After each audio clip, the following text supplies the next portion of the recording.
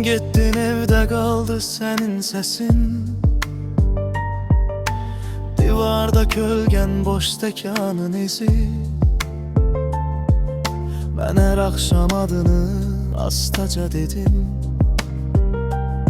Söndürdüm içimdə bitməyən eyrəti.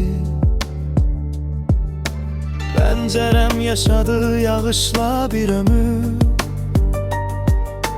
Küçədən gələn sükut qırdı ürəyimi.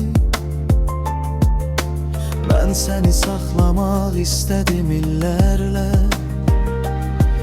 amma zaman aldı əlimdən hər şeyi. Bir yol qaldı yarımçıq, bir söz qaldı yaralı. Mən səndən ayrılmadım, sən məndə qaldın adıyla. İllərlə yaşatdığım sən idin, illərlə unutmadığım sən idin. Gecələr boyu içimdə sönməyən bir ot kimi. İllərlə yaşatdığım sən idin, illərlə ağladığım sən idin. Getdin amma bu qəlbdə hələ də mənim kimi.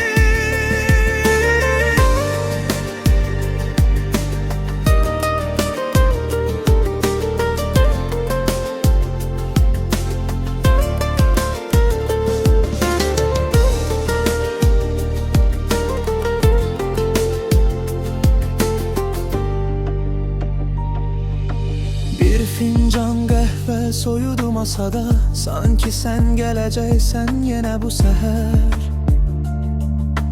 Mən səni hər xatirədə diriltdim, hər çatlayan sükutda tapdım bir xəbər. Bəzən adını yazdım dumanlı şüşəyə,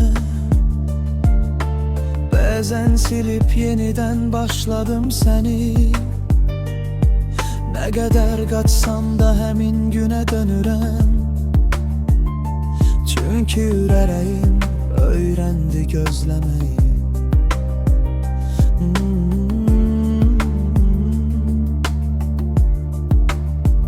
Bir yol qaldı yarımçıq, bir söz qaldı yaralı. Mən səndən ayrılmadım, sən məndə qaldın adıyla.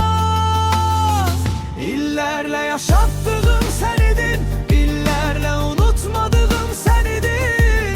Gecələr boyu içimdə sönməyən bir ot kimi. İllərlə yaşatdığım sən idin, illərlə ağladığım sən idin.